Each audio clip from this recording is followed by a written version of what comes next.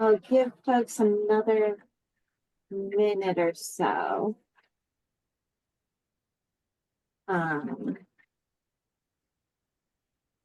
But it sounds like we've got folks in a wide variety of stages for our conversation today. So we'll keep in mind that some of the resources that we're sharing are going to help you with brainstorming ideas, while other resources that we will be sharing will help you in terms of evaluating the ideas that you already have. And then we also have some actual program planning resources. So once you've decided to move forward with an idea, we have some resources to help you kind of bring a plan to fruition.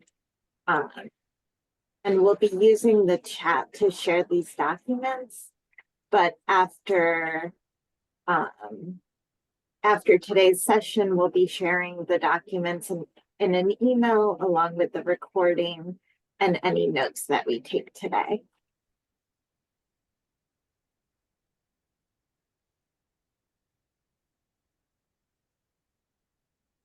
Lots of people here looking for new ideas, which is great. About what? How are you?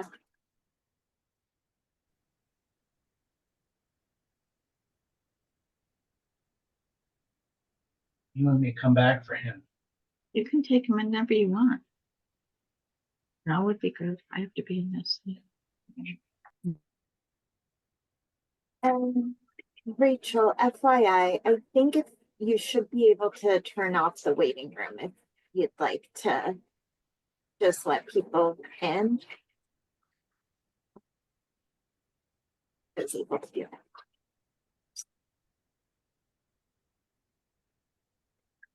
Okay, great. Hi, Gloria.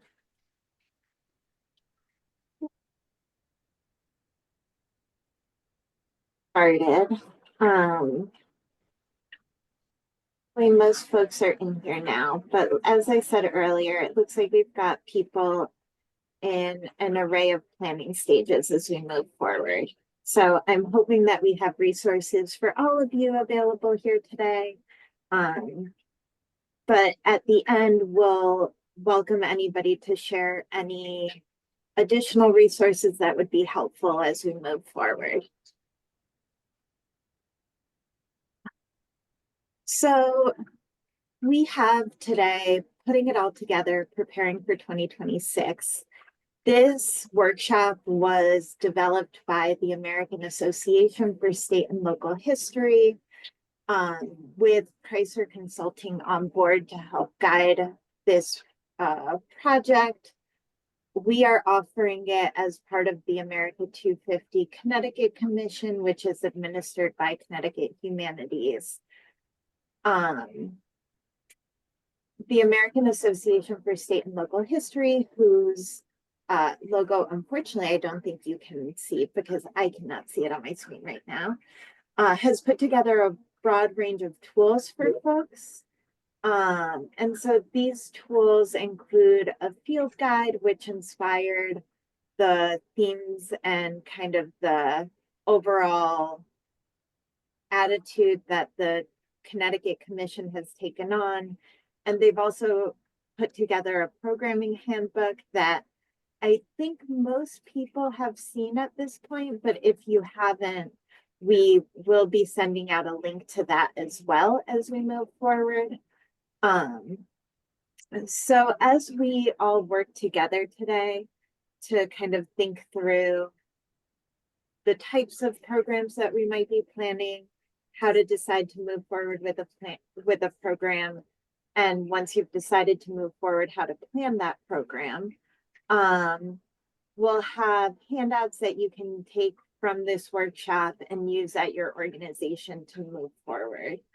Our role today is to kind of provide these resources, take you through the process, and allow you to have these skills to take back to your communities.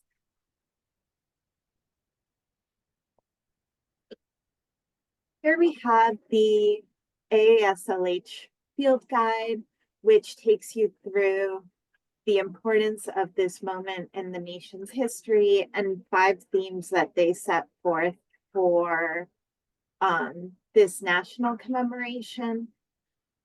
We also have the Connecticut Planning Guide. So this puts into a Connecticut context some of the resources that AASLH has shared. The Connecticut Commission has set forth 4 themes that are a little more focused for the state of Connecticut, and we'll be sharing those shortly, as well as some ideas for local stories that are inspired, that inspired those 4 themes. And we encourage folks to think about what stories you might be looking to tell through this commemoration that connects to those. So the vision for the 250th here in Connecticut is really set forth in the executive order that started the state commission.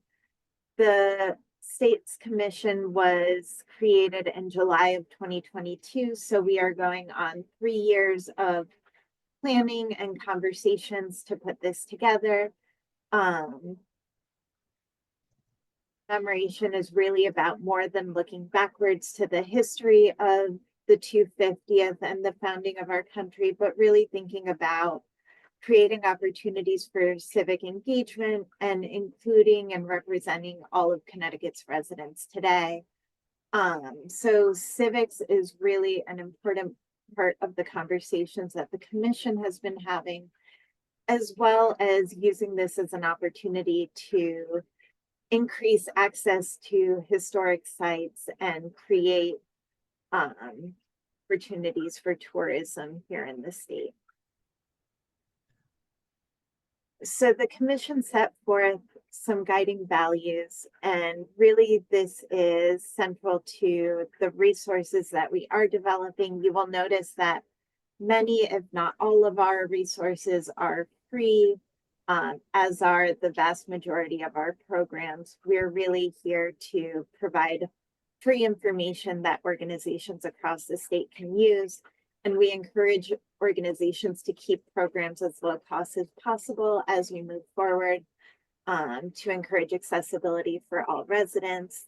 There is an inclusion, diversity, equity, and access planning guide that is really about framing conversations that can welcome all people of Connecticut to our events as we move forward. So we'll share a link to that, but that was really informed by these guiding values, and an opportunity to, like I said, encourage broad thinking around what can be a 250th event,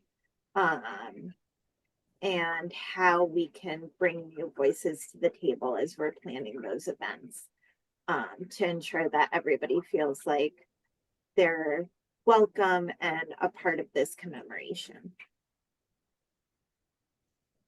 The themes set forth by the commission start with telling inclusive stories. So with a focus on telling stories that haven't been told in the past, it is an opportunity to really tell all of Connecticut's history. So here we have a couple of examples from ConnecticutHistory.org, which is a Connecticut history encyclopedia online, of 2 specific examples for inclusive stories that we're encouraging people to think about. But there are lots of other stories out there, lots of stories that are local to all of your communities. And that's really what is most important. I think whatever activities are taking place in your community should really be reflective of those folks, and include the stories that people there would like to hear. So here we have the story of Nero Hawley and the Revolutionary War, who was an enslaved person who enlisted in the Continental Army and served under George Washington. And we also have some 20th century labor union stories, to think about how the promise of life, liberty, and the pursuit of happiness in the Declaration of Independence moves forward and connects to fights for civil rights kind of throughout history. So these are just two examples, but like I said, there are lots of other examples of inclusive stories, exciting stories out there that are more local. And we would love to find opportunities to share those. So the second theme that the commission has set forth is for the common good. And this is really centered around this idea of encouraging civic engagement to continue to build our communities, state, and nation, using those democratic ideals outlined in our founding documents. So here we have two examples. One is Roger Sherman, one of the founding fathers who signed the Declaration of Independence, who spent 30 years of his life as a dedicated public servant. What does public service mean to our society, both 250 years ago and today? And what can all of us do to continue to think about and encourage public service? We also have the stories of the Smith sisters, who were abolitionists and suffragists who fought for women's rights. And so this again is a story of women trying to be civically engaged and shape the nation in a way that they felt was important at the time. Third theme set forth by the commission is power of place. So we know that Connecticut is comprised of 169 municipalities, 5 recognized tribes, and countless communities who all have unique identities and contributions that have come together to really shape the state of Connecticut. That has created this community-based structure that the commission is putting forth. So we are encouraging municipalities to create local planning committees or commissions, however makes the most sense for your municipality. And we're encouraging those committees to really create local events.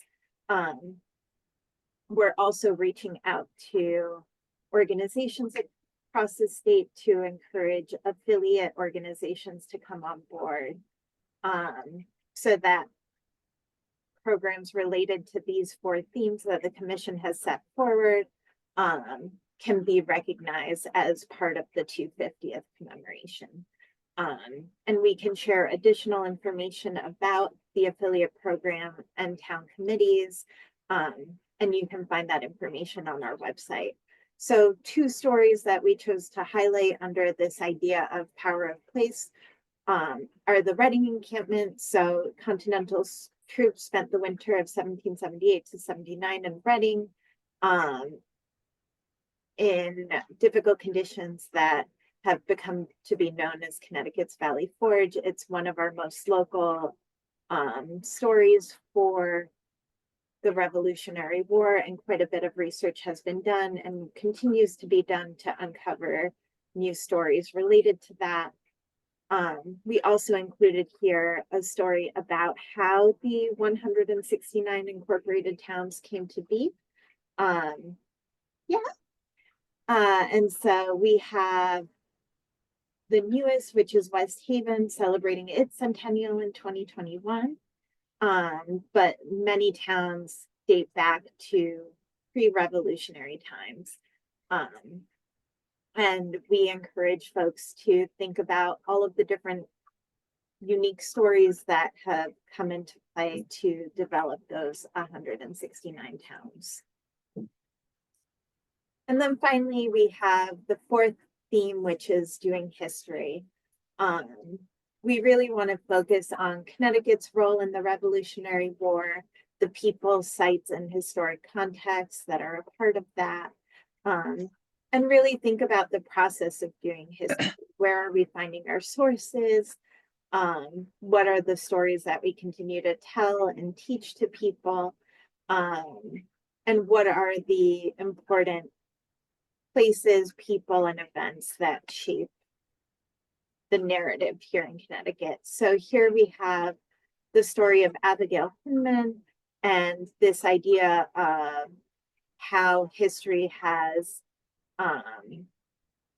painted her as either a heroine or a legend. So really thinking about what is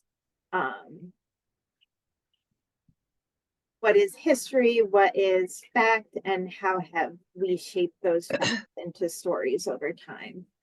And then we also have the story Trail of Voices, which focuses on the Mohegan oral tradition.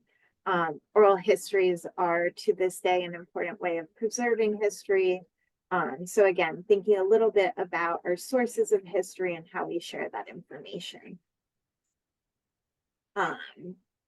So in the chat, we encourage you all to share if any of these themes in particular resonate for you or your organization. Thinking about how they might apply to work that you are already undertaking. You will notice that a lot of the prompts that we think about today are really around how we can use the 250th as almost a skin over the work that is already happening in your organizations. I am sure many folks here know that we are going to be quite tight on funding for the 250th. We have not had a great deal of state or federal support for this. So as a result, we do not anticipate having huge resources to share with local committees and other organizations doing this work. So we are very much thinking about how to take existing programs, initiatives, events, and shape them in 2026 for the 250th in a way that can help bring Connecticut together, kind of have themes that resonate across the state, but don't put additional burdens on your staff, on volunteers who are out there doing it.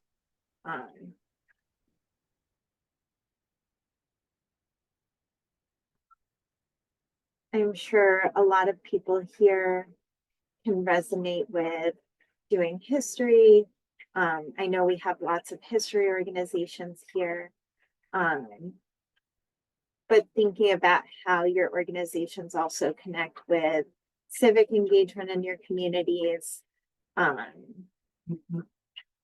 how important power of place is not only to this commemoration, but to what makes your community special, your role as an organization within your community, and really thinking about how all of this comes together.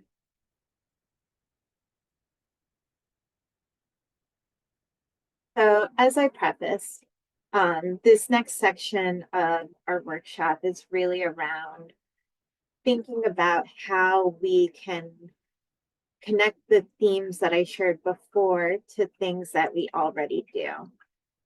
So we'll be putting in the chat a worksheet, and I'll be sharing it in a slide in just a moment as well. That you are welcome to use in your planning process. So thinking through working on a list of your ongoing process programs. And once you take a look at the worksheet, there's a section for programs, a section for events, and a section for exhibits. So thinking about what programs, events, and exhibits are coming up in the next 1.5 to 2 years. And then thinking about what of those existing programs might connect to one of these 4 themes. So I know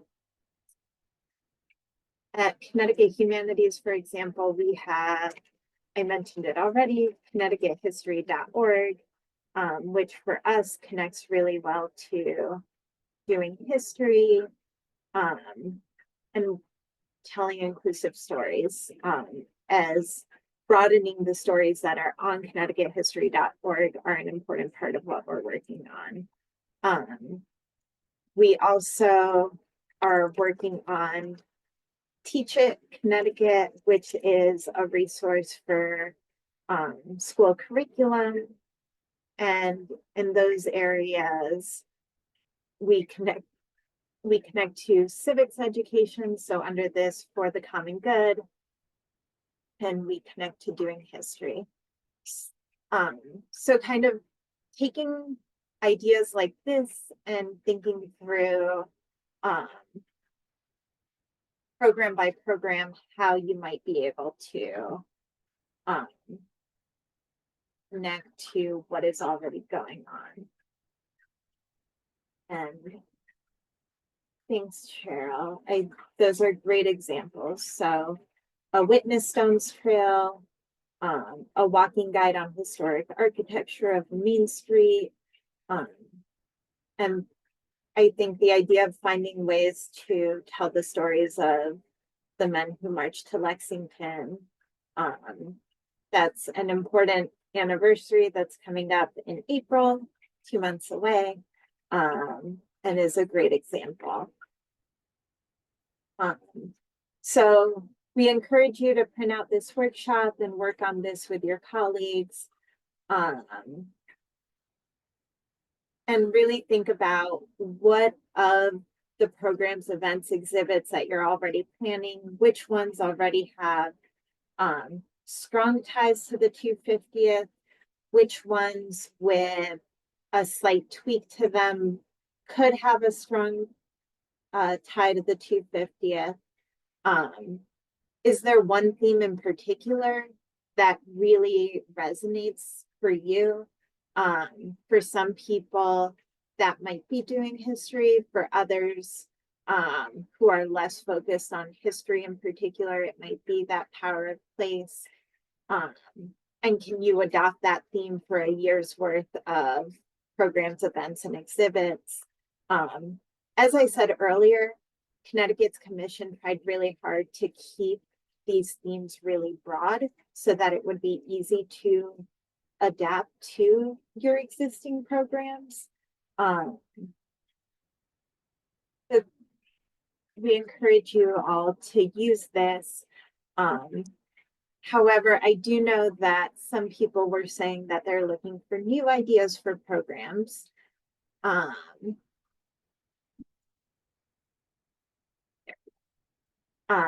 And so we do have a couple of additional resources for sharing program ideas that you can adopt and adapt to fit your organizations. So on the left here, we have the 250th anniversary program handbook. Again, this was developed by the American Association for State and Local History, and it has some ideas for starting to plan your programs. So we'll take a look at a couple of pages in there in just a moment. We also have using the themes, which was put out by Connecticut's commission and is a slightly more step-by-step idea in terms of how you can use the themes to create programming ideas for your communities.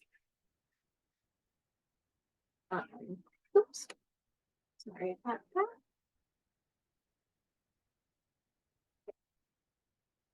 that. So here is the AASLH program handbook. So to begin, they have a programming checklist. So we'll talk a little bit about this, but really thinking about the goals of a program that you're offering, specifically identifying the audiences that you want to get there, defining from the very earliest stages of your planning process what success will look like and how you'll measure it. Identify any constraints that you might have. The early stages, so thinking about budget, thinking about time, thinking about staff, so that as you go through the brainstorming planning process, you can have those constraints in mind and think about how you might be able to address them, aid them, or if not, how they will kind of strain your program. Um, and then thinking about other potential partners and stakeholders that you can bring on board to help with whatever your constraints are or whatever your ideas are. So we'll walk through a little bit of a brainstorming process so that you can think about how you can bring that back to your staff, volunteers, or other stakeholders. We'll touch on implementation of any program ideas, and then after the fact, how you might be able to follow up with people. But this AASLH program handbook has quite a few programming ideas. You will note that it's a little hard to see on the screen right now, but there are some of these little green, they're little green clocks. When you look at the bigger program handbook, it's a little more clear. But these are ideas that are going to take a little bit more time and effort to put forward. There are also these blue dot or blue circles with a yellow dot inside of them. And these are ideas where AASLH has created specific spotlights, which can give you an opportunity to connect with somebody. For example, in K-12 and youth programming, there is this Girl Scout programming at the Elk Grove Historical Museum and Society. So if this is something that you're really interested in moving forward, you are able to reach out to Elk Grove, hear about how they put this forth, and get any ideas that might be helpful. And there is a little more information in there for you all to take a look at. So we do have some of these available at our office. So if you have not seen the programming handbook and are interested in a copy, please just reach out via the chat and we can make sure to get one of those in the mail to you. But we have also shared the link to a digital version of this. And then here we have some ideas that were put forth for Connecticut's 250th Commission. So we connect these to our Connecticut themes and have already started to shape who the audience might be that might want to get involved, what materials you will need, and then kind of a brief step-by-step process for putting this forth. So we encourage you all to take a look at this listing. Here we have a cookbook idea that has been brought up actually a few times, and there is a precedent from the bicentennial in 1976 for quite a few cookbooks that were developed. It's a great way to think about the different immigrant communities that might be a part of your community. Think about all of the different recipes that they bring, and can be an easy programming idea. Because there's the actual collection of the cookbook, but then there's also the ability to share this either digitally or in print, and then an opportunity to gather people together, which is not only an opportunity for a celebration, but also an opportunity to get people from different backgrounds together and speaking with one another, which is such an important part of shaping our communities. So we're excited to move forward with that. And there are a lot of ideas that are available for you all to think about and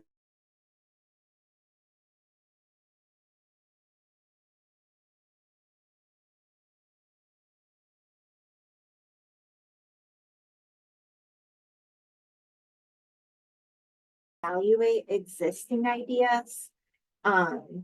So how can we take these ideas that we brainstorm, whether it is ideas that we're brainstorming here today or ideas that you have for your organizations, um, and really decide what is the best one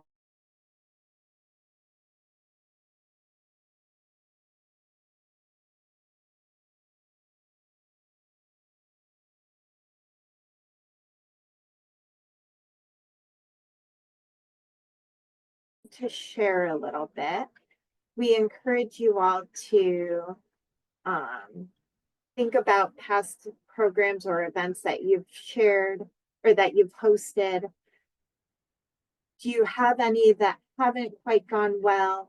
Did you, oh, I'm sorry. Am I better now, Cheryl? Or anybody? Okay, better? Great. So I'll start over with this slide. So about the ideas that you are coming up with, what is a process that we can use to evaluate those ideas and decide on one, two, or three that are worth spending the time and energy on adapting as we move towards the semi-quincentennial. So if folks are willing to share a little, can anybody share a time that they planned a program or event that didn't quite go as well as planned? What did you regret? What wasn't as successful as you hoped? What lessons did you take that you wish you had thought about earlier on in the process?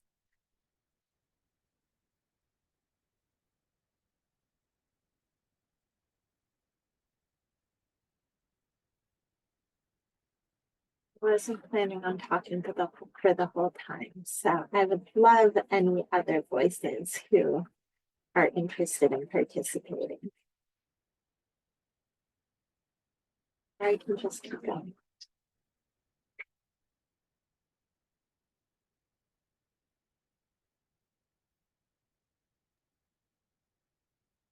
Hello, everyone. I'm Ellery from Putnam Memorial State Park, the Friends and Neighbors group.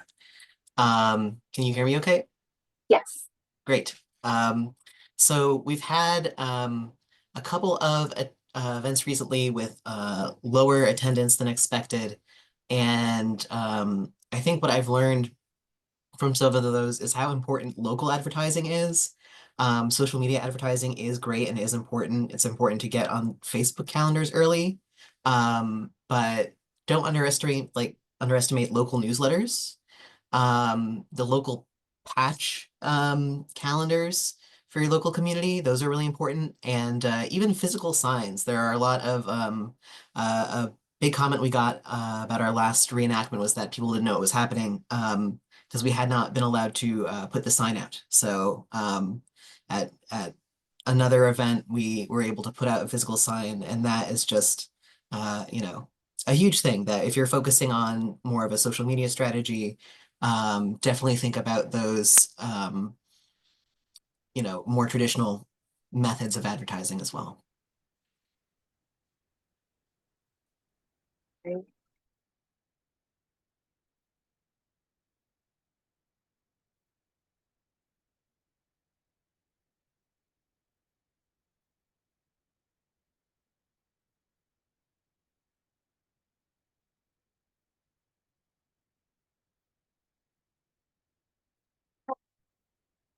So, uh, so I I found what Ellery said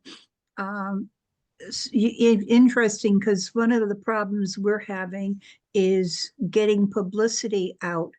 We used to have in the state of Connecticut a number of independent newspapers, and now they're all under Hirsch Media. And it seems like Hirsch is not interested in local uh, information. They're only interested in something that they could pass around all over in their newspapers, the same article from art paper to paper. And it's very discouraging. I don't know, does anyone have any suggestions? I can't even reach the home office. No matter what I try, they don't seem to have any connection that people can use to reach them in Norwalk.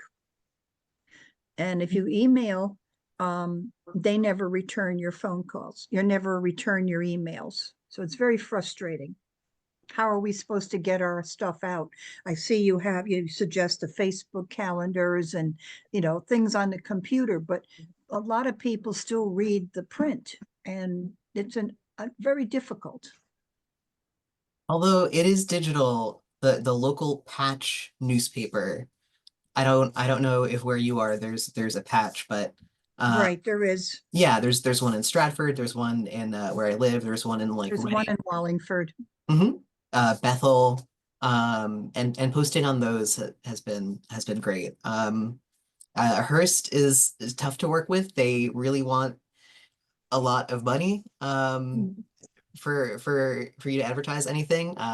Sorry to offend any Hearst employees who might be listening, but yeah, they're just yeah, they do require a lot of funding to get anything through. So my sympathies and my only advice, especially if you don't have a physical newspaper near you that's not Hearst, is the patch. They have the advisor in North Haven that covers Wallingford, North Haven, and some Hamden. And they're weekly, but it doesn't get delivered. So not everybody picks it up at the library or the grocery stores. Mhm. And with Hirsch, it is digital and it is also in print, but as I said, you can't get anything into them. Sometimes, I need to get something into the former New Haven Register about something happening in New Haven, and I don't know who to reach.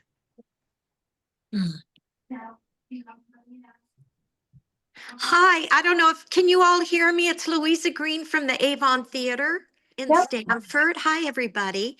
Gloria, I agree with you. I've kind of found that I will call, believe it or not, the Greenwich Time and the Stamford Advocate, because those are the Hearst media outlets where we live.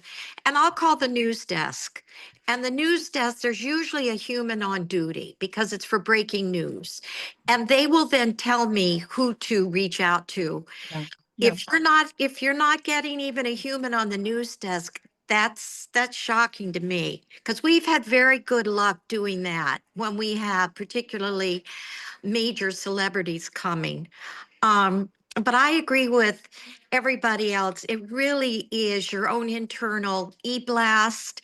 And don't be afraid to do more than one a week. I mean, a lot of retail outlets, send you an email every single day, and that's why they're successful. And I know that some of our subscribers get ticked off, but then on the other hand, they say, oh, I didn't know that was going on. How come I didn't know? So you have to use both digital and print. Word of mouth, of course, we still do flyers, paper flyers. We're lucky because people come into our building 7 days a week. But getting the word out is really for us collaborating with other nonprofits. And so we will help other nonprofits if it's something that we feel that we'd be more than happy to put our name on, even though we're not hosting the event. And I know that um, the YWCA in Greenwich does that a lot, particularly on historic, like Black History Month events. They'll have 7 or 8 collaborators just lending their logos because they want the internal communications to go from those organizations, whether they be the other women's organizations, if it's a women's event. So we collaborate with a lot of organizations now, just so they help us get the word out about what we're doing. So for like America 250, we'll be reaching out to the Stanford Historical, the Greenwich Historical, the Bruce Museum, all of those, and asking them to share whatever it is we're going to do. But don't give up on Hearst Media. They're still got a lot of clout. They have digital too. Well, that's the problem. It's hard to get through. I got to the point where I found that the obituary, there was Humans Peoples that answer at the obituary department. So that worked, but it didn't get me too much help. Once they gave me the contact, I emailed and they didn't return my email. Yeah. And Ellen did hear that local libraries might have some insight as well. Yeah. They're a great resource, and we are encouraging communities across the state to consider including libraries in any 250th committees, because they are such a great way to reach a huge amount of people in the town. So I think this has been, well, keep in mind that getting the word out is an important topic for conversation. We'll say that the Connecticut Commission, we have an events page on our website. That page will be shifting over to CT Visit in the near future. And at that point, we'll continue to do some promotion on our end, but they will also be doing some promotion of 250th event on our behalf. So we're working closely with the Connecticut Office of Tourism. I don't think they'll be able to get everything out that is happening around the state. But they are going to be partners in ensuring that people know that the America 250 Connecticut calendar exists, and you can find statewide events, local events, whatever you might be looking for. So that we'll continue to do more sharing and promoting about that as we move forward. But we'll put a special star on our list for the fact that this is something that is a challenge right now for people. You know, there is one organization, I don't know about the other quadrants in the state, but it just came across today. The beloved executive director, David Green, recently died. He ran the Connecticut Cultural Alliance of Fairfield County. I never get the name correct, but it's a consortium of arts organizations in Fairfield County. And boy, is that an incredible resource for what's going on in southwestern Connecticut. I'm sure the Connecticut Alliance for, you know, cultural events, hopefully we'll have a master calendar. But for our area, you know, let's say it covers Bridgeport to Greenwich, it's a fabulous listing of all the events, and they do radio spots for free on the public radio station. So public radio is also, believe it or not, we still have WGCH in Greenwich, and they also will promote events. So people are going back to radio to listen to just drive-by time. So they're usually very supportive of charity events. And I will add, there are, I believe it's 8 designated regional service organizations across the state. So the Cultural Alliance of Fairfield County is one of those. Right. There's also, I'm not even going to try it right now, but we'll share the link to those. There is a DRSO that covers every town within Connecticut. So there is somebody there for you to share your events and programs with. So we'll get that information over to you. So I'm gonna move on. So we will be sharing with everybody here a strategy screen. I will throw the document in the chat, and we will share that out with folks as a PDF as well later. So a strategy screen is a set of criteria that your organization can use to choose whether a particular idea is consistent with your identity, your goals, your capacity, whatever the case may be. So in beginning to think about this, we encourage organizations to focus on your organizational strengths and goals. And we have a worksheet for this as well.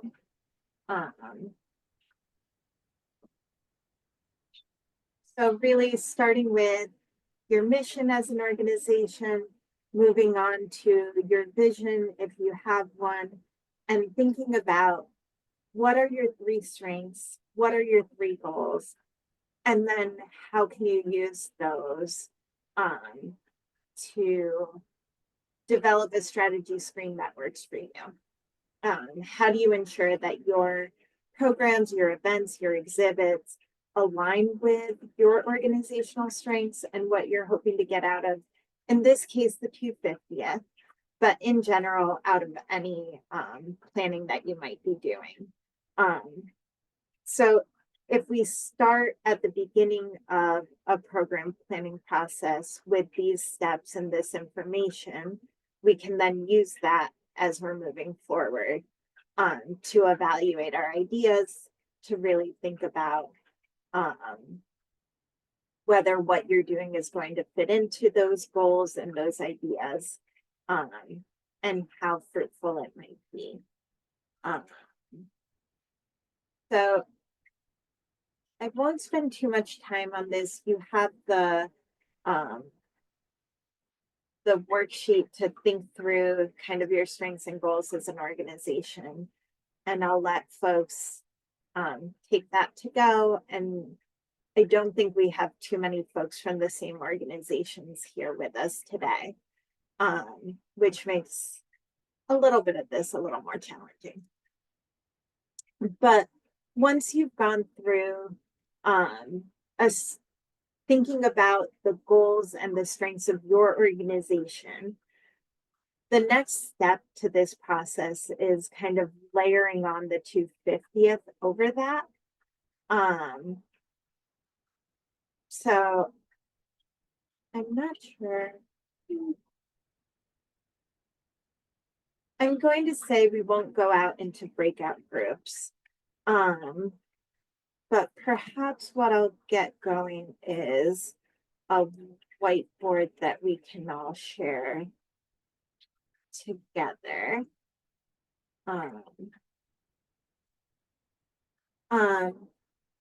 So to begin with, we can pick one of the 250th themes, and I'm going to go ahead and pick power of place. That. Okay.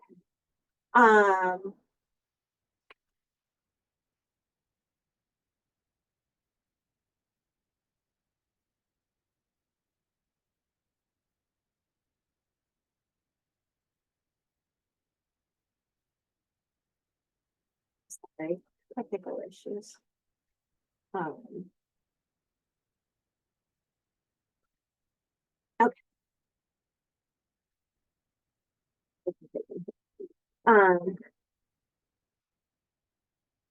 And if folks are willing, I'd love any ideas for potential programs at your sites that could focus on power of place.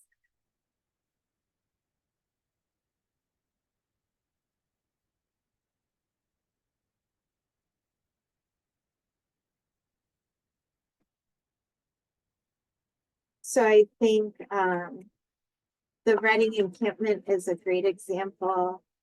I believe you all do reenactments on an annual basis. And I am hopeful that perhaps in 2026, some of these will have a 250th lens on them.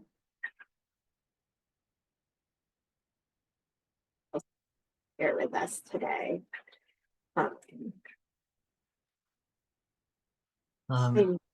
Yeah, absolutely.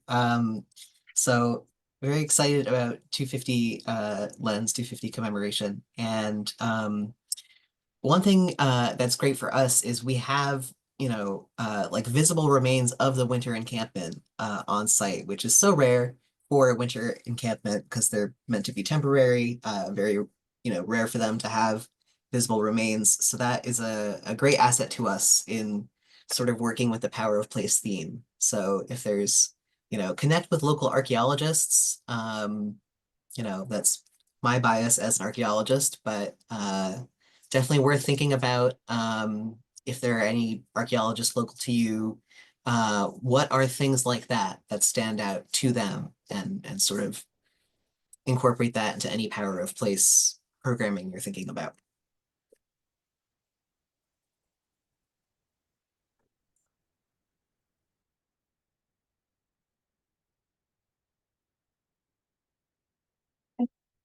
Cheryl, earlier you mentioned the Witness Stones Trail.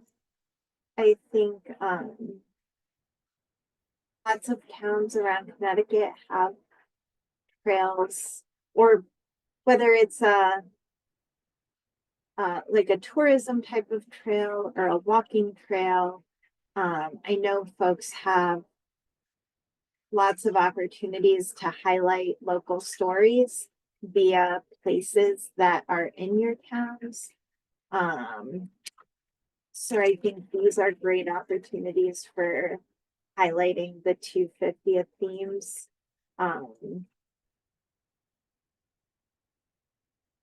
Whether it be a monthly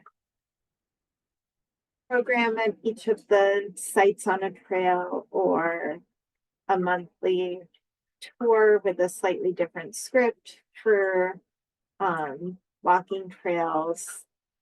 Um,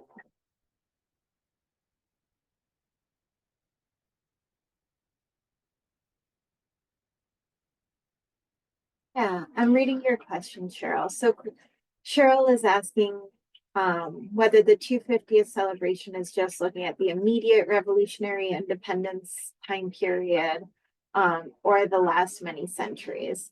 And I think we are looking, Connecticut's 250th Commission is really thinking broadly, thinking beyond 1776 to really the last, honestly, 400 years of Connecticut history. Not quite 400. We turned 400 in 2036. But we're getting close.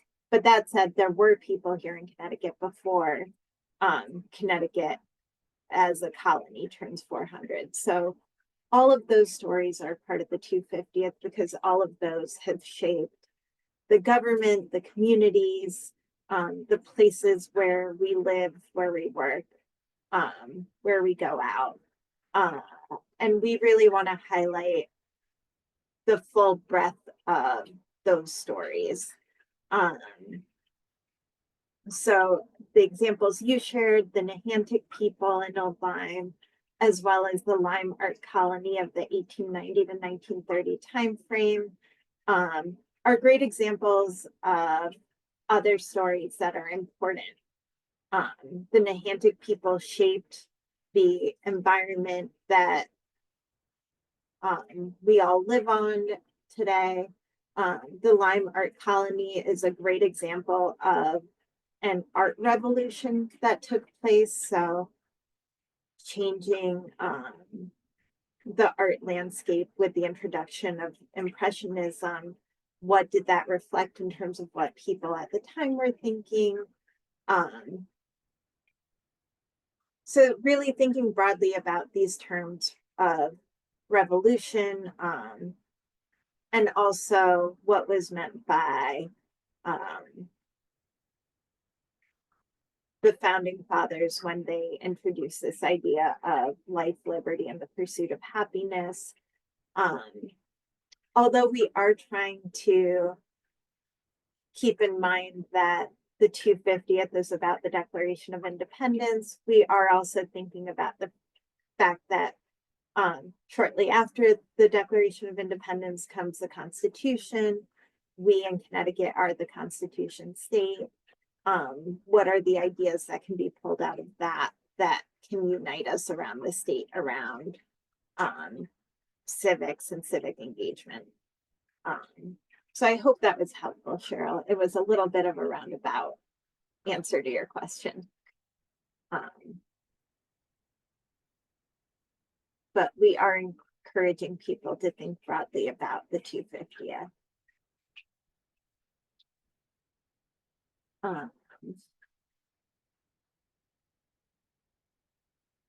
So are there any other program ideas that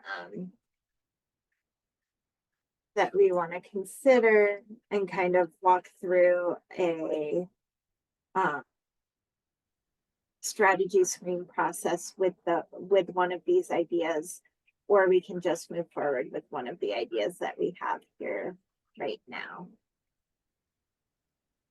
I noticed you came off mute. Did you want to share anything?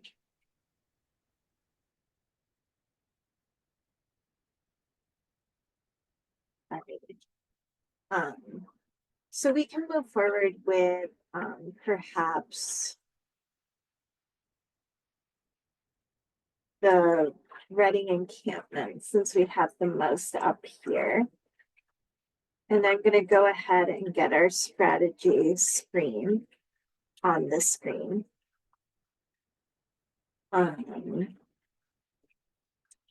So I'm going to put here encampment. Reenactment.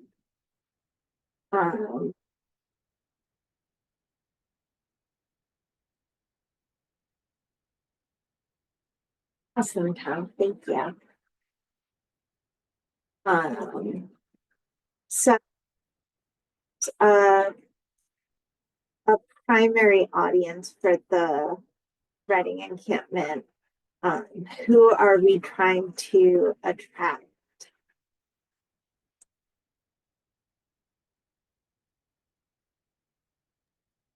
I think one of our main audiences is younger people, especially like elementary school age children who are often learning about the revolution.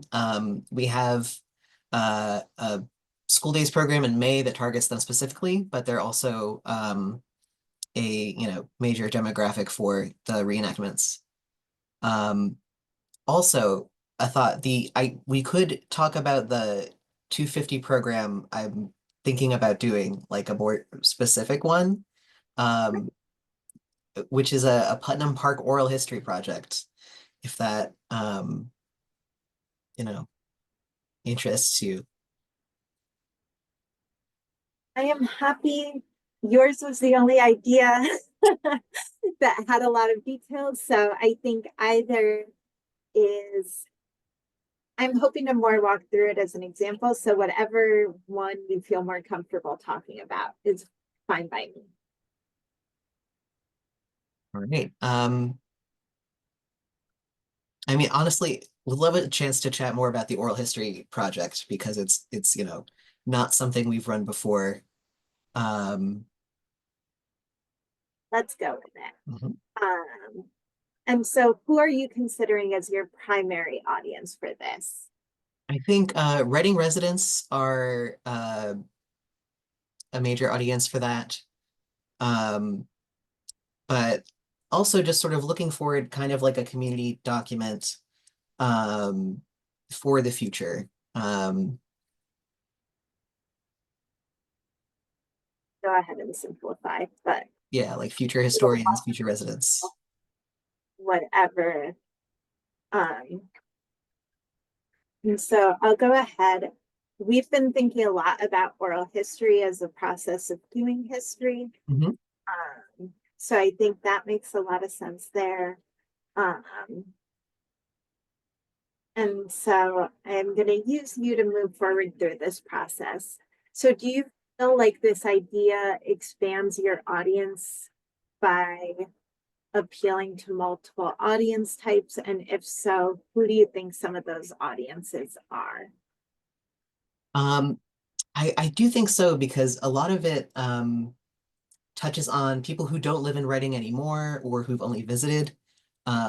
My inspiration for the project was receiving a visit from the first park supervisor's grandson, first park supervisor served from the 1890s to the 1920s, and the grandson was 90 when he visited. So it was very cool to hear from him. And I get a lot of people coming through telling me stories about growing up in and around Putnam Park. Or someone once brought in one of the park pamphlets from the 1960s or 70s that was really interesting to look at. So even beyond people who live in Reading, it's anyone who's passed through there, who lived there at one time, anyone with memories about the place. So it kind of extends our reach beyond just local people. So that to me sounded like um 2 to 3 different audiences. Um, is there anyone else? We get 1 point for each audience type. I guess I think the collection of the oral histories is great, but how are you thinking about using them once you've collected? Who will be accessing them? How will you be sharing them? So Kathy Krauvarda suggested that I work with EPIC at UConn, which is sort of an oral history, great acronym. It stands for, hang on, I have this somewhere. Engaged Public Oral and Community Histories. Solid work. So I think we would probably be working with them and their platform to sort of store that. But I think I'm also interested in, having future historians or, future students, anyone who's interested in the park or the town, be a potential audience for this. Because a lot of it is about preserving things for posterity.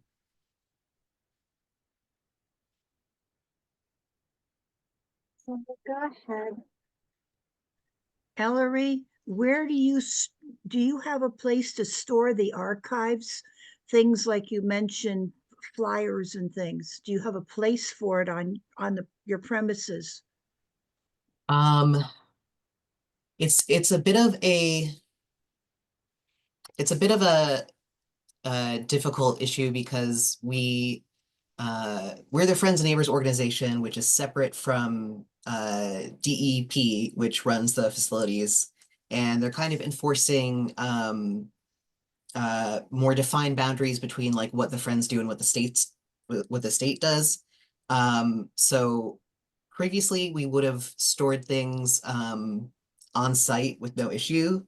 Now there might be an issue doing that storage on site at the visitor center or at the museum. But the Friends group does have its own storage unit. Partly for this, partly for other stuff we might need to store, archaeological collections and so forth. I don't know about the Reading Library, but some libraries have places for you to store. As a kid, I went to the Putnam Park. Originally from Newtown, so we used Nice. to take picnics out there with a bunch of friends, my parents' friends, kids. So Yeah. that a lot of libraries do have places, particularly since you're a historic, Mhm. property. Yeah, maybe I'll reach out to the Mark Twain Library. One of our members works there, so No, something much closer would even be better. Something in your neighborhood where people, after they've gone to the Putnam Park, if they're looking for something, I'm with our Ethnic Heritage Center, we're very much into preserving history, and we're ethnic, but things like flyers and brochures and things like that you said you found interesting from the past ones. These are things that you need to preserve in your archive, in archives, someplace that people can see the history of what your group has done over the years. yeah. We do maintain our own archives for that, and that is in our storage unit currently. But the Mark Twain Library is in Reading, so it's not too far. I'm sorry. Yeah, I, yeah, I it's thought different it was from the one the in Hartford. yeah. It's the I think it's on or near Stormfield, which was Mark Twain's home, like when he passed, he was living in Reading. So, yeah, cool place to visit. Bit out of the way if you're in New Haven, but definitely worth it. Really beautiful place. Bring this back to the strategy screen. Although Mhm. this is a great conversation and I definitely encourage it to continue. Um, so do you feel that this oral history project really leverages or highlights the strengths of the Putnam Park Friends Group? For sure. It is the oldest state-run park in Connecticut. Now those jokers over at Sherwood Island get to claim they're the first state park, but that's just because Putnam Park is older than the state park system. Um, it's fine. We don't have a beef. It's fine. We were established in 1887. So there's just that sort of long, continuous history. What I find really interesting is sort of the layers of interpretation that have been sort of layered on throughout the years. So like you have aspects of, the historic site that are left from the 18th century, but then you have this like very Victorian 19th century interpretation of what memorial would look like. And then you have, changes that were made later than that. So I think sort of the long history of the park is one of its strengths, and the memories that people have of it, like even like Gloria mentioned, growing up going there. I hear stories about having grown up visiting the park all the time, and it's one of the things I love most about the park, and why I would like to capture it. Um, and so the next question, does the oral history project demonstrate history's relevance to the community? And I think that's definitely a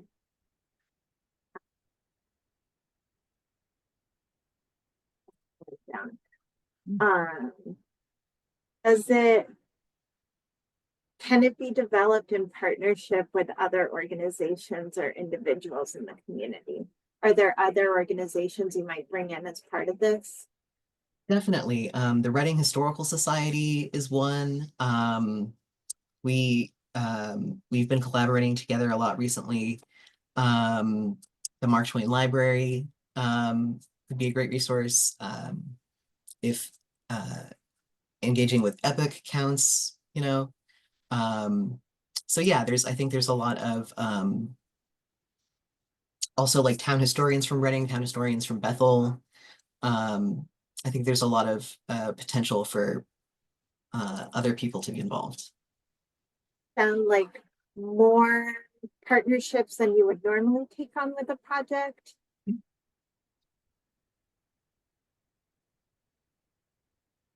Um, so does it explore your history in a way that hasn't been done before? Oh, definitely. I don't think any of these stories have been formally recorded. We do have a great book written about the park by the late Dan Cruzon, Newtown town historian. Um, and it does have some of his personal memories of the park, but you know, just not a lot of other people's, of course, which makes sense. So definitely something that hasn't been looked at in this way. About constraints. So time, staff, expertise, money, connections. Is this something you have the resources to do well? Well, the Friends and Neighbors as an organization do have a decent amount of money. It's just a matter of whether or not they're willing to uh, put those resources into the project, right?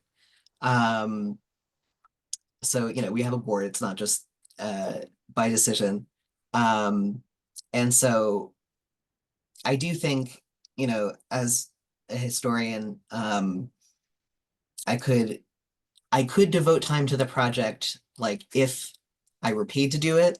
So I think it's conditional on like funding and how supportive the rest of the organization is of it. People have been, broadly supportive of it, like in the abstract. So this sounds like one area that will have to be thought about moving For sure. forward. Mhm. And then this idea can be financially sustainable through contributions or earned income. It kind of sounds like that's another one where Yeah. it's kind of somewhere in the middle, not quite sure yet. Mhm. Do you feel like it contributes to at least one of the organizational goals? Oh, for sure. The mission is to preserve and promote the historical, educational, and recreational values of the park. So it's right there on mission. Yeah. And so this is where that worksheet we talked about a little earlier is really helpful, kind of listing out what your top 3 strengths are, what your top 3 goals are, because then you can kind of refer to that as you're working through this strategy screen. So is the oral history project something that contributes to the larger vision of what this group hopes to be moving forward? Yeah, so the group's origins, the park was closed down by the state for some time in the 90s.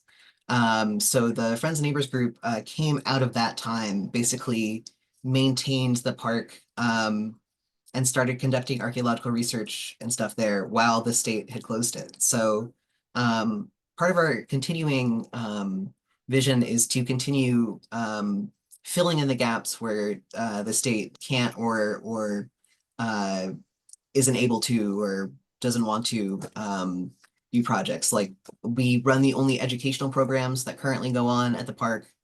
And this is definitely one thing that, is a very neat project that would be great for posterity, but that the state doesn't necessarily, I don't think, would be super interested in expending resources on, based on just how much or how little support the deep historian Alavere received when he was doing oral history projects. So yeah, it fits into our vision as, an organization that steps in where the state can or isn't interested in doing history and education. I didn't say that this is definitely something that can build and inform future programs. It sounds like we do school programs and this could be useful. And having this information documented would be really helpful. And I'll just go ahead and kind of put us at a 3 in terms of measuring and evaluation. So at this point, if this were your organization talking through this strategy screen, I think we've got math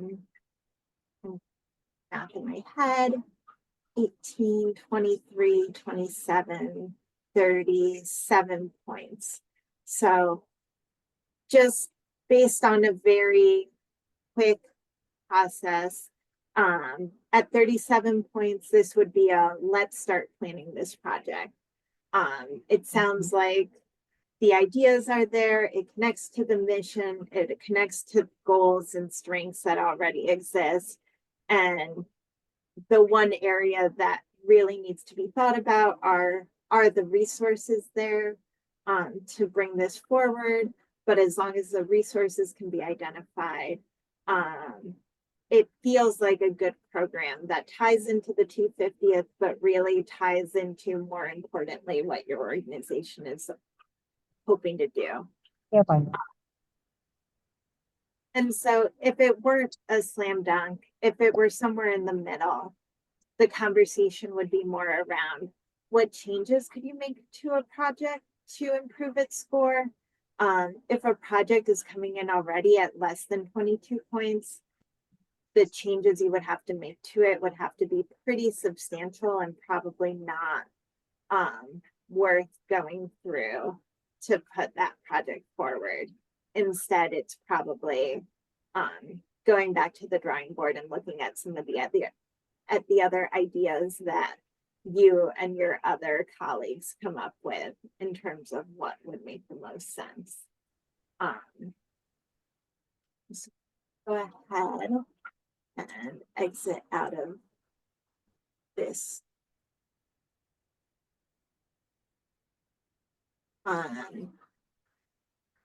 So we've gone through picking an idea and using the strategy screen and thinking through that process.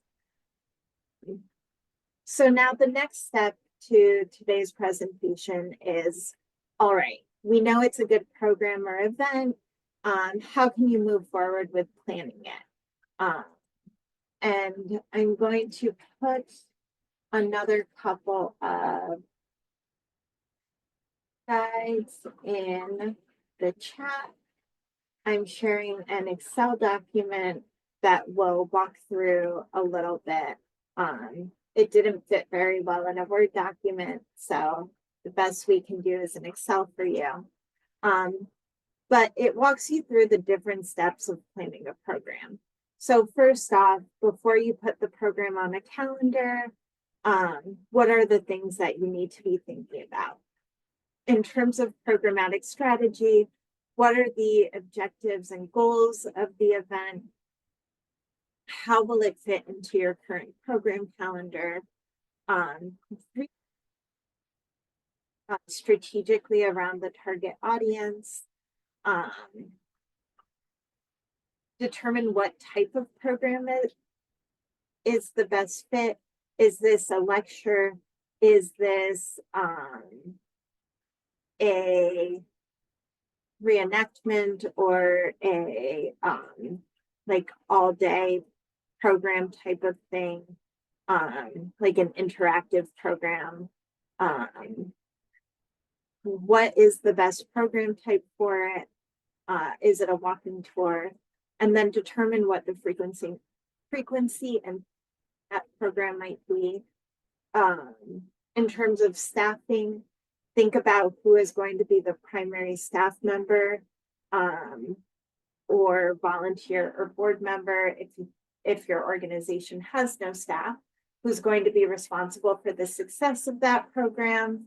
But who else will be on the planning team to support them and help them moving forward?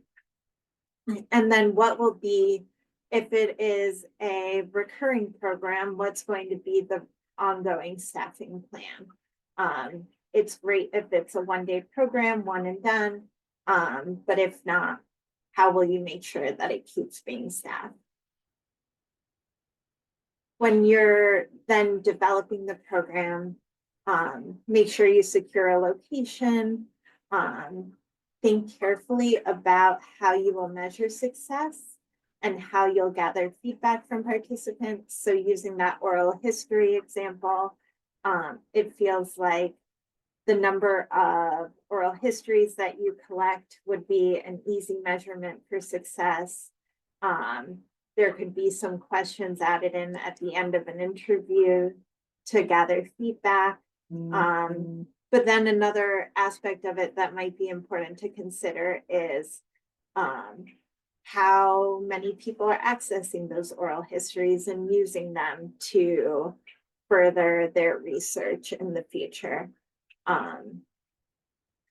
And then the next step is determining if this is a program that can run concurrently with other programs or tours, or if you need the entire museum space or whatever other space your organization has.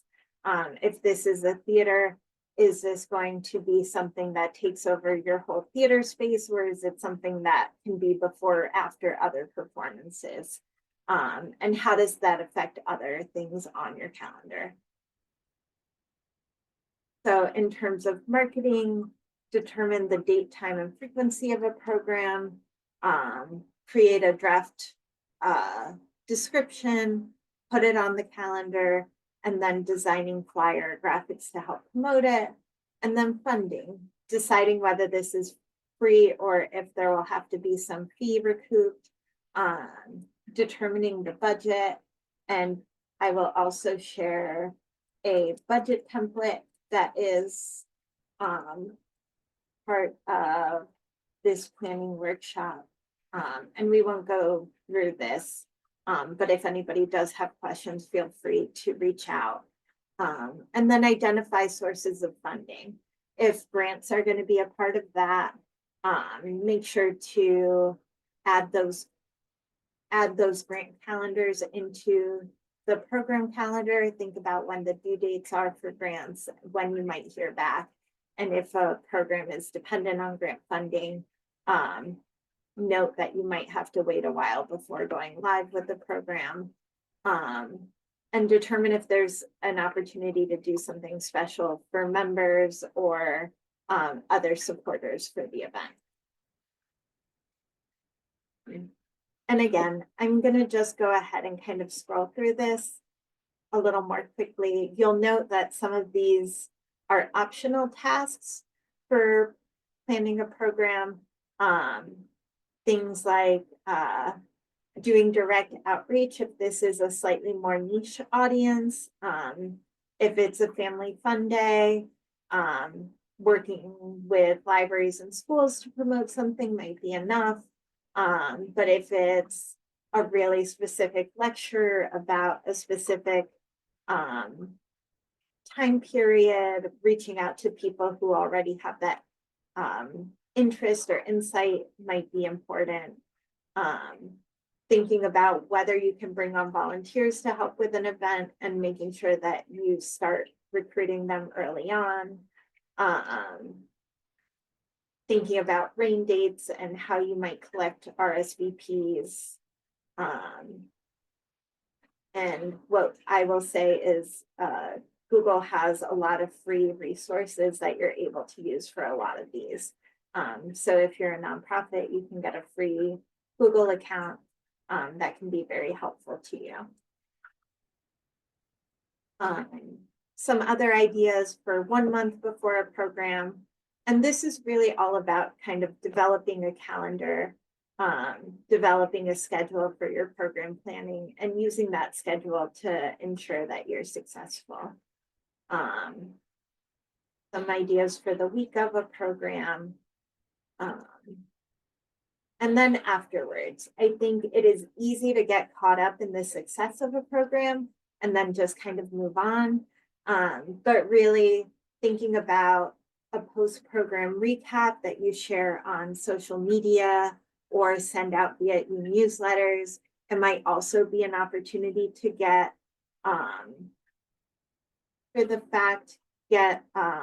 a press release out to local newspapers to show how successful your event was. And perhaps it'll make them more likely to pick up the phone when you do call them next time. And using your program as an opportunity to start promoting the next program that will be coming down the line. So this does also require that while you're planning one program, you're starting to plan your next one so that you have a date and a time that you can share while you have a captive audience. For staffing the event, remembering to thank volunteers, to ensure that you continue to have a volunteer pool as you move forward, but also setting time up beforehand for a debrief meeting so that you can connect with the other people who were staffing this event. Make sure that you're evaluating it internally. Again, that idea of constraints on your time, constraints on your funds, constraints on your capacity. This is a great chance to get everybody together to say, did this work for us? We thought it did, but why didn't it? Or we were worried about this, but it ends up we didn't have to be worried about this. So I know we are all very busy, but setting up that time beforehand is really important, and trying to schedule it within a week or two of your event to give to make sure it's fresh in everyone's memories. And then you can start changing the plan for the following year based on the feedback that you get from people. In terms of funding, always remember to send thank you notes to donors or sponsors so that they're there for you again next year. And update your budget with actual income and expenses, because again, it's much easier to do right after the program than trying to remember 8 months down the line when you're starting to think about your next iteration of it. And then remembering to take notes to help with planning future programs, decide if it's something that's worth repeating or not, and really take a look at the collected data and feedback. Hopefully you're collecting feedback and evaluations from people who participate. Make sure that it is worth them participating in that evaluation process by actually using the feedback that they give you. And then also, if you change something based on that data, let people know, because it's really helpful to point at, last year you said this, so this year we are doing this in response, and people will be encouraged to provide feedback in the future. A quick note, we touched briefly on fundraising and the need for securing funds. We will share, Rachel, if you can share that funding sheet that we have. We've shared funding resources in the past with some of the local committees.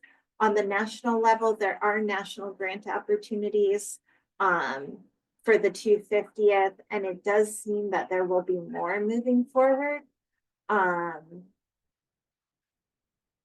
Not sure exactly what that is going to look like. Things on the federal level are changing very rapidly. But there is, through the National Park Service, the Save America's Treasure grants. There is also a semi-quincentennial grant. Those are really focused on historic sites and historic objects that date back to the Revolutionary time period. The National Endowment for the Arts recently announced a new grant line that will be focused on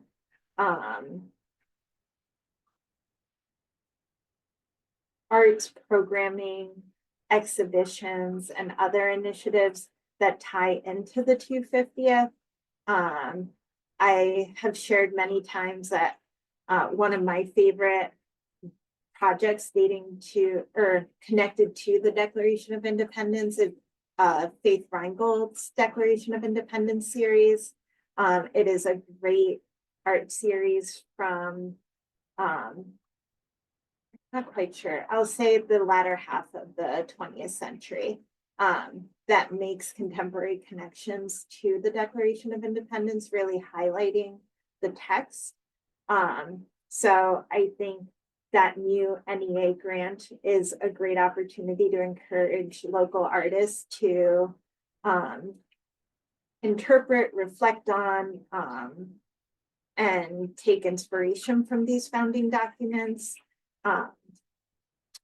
whatever that might mean to them. On the state level, Connecticut Humanities has made the 250th a funding priority.